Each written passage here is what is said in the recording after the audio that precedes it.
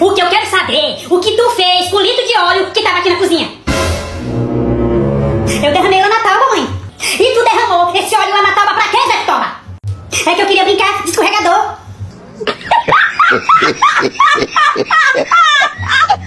Zé Pitomba, tu sabe quanto é um litro de óleo? Às vezes eu faço comida com manteiga pra economizar óleo. Agora viu o diabo desse menino e derrama o óleo todinho lá na tábua. Isso aí é porque tu deixa as coisas fácil de pegar. Outro dia, esse menino pegou o meu barbeador e tava raspando a cachorra.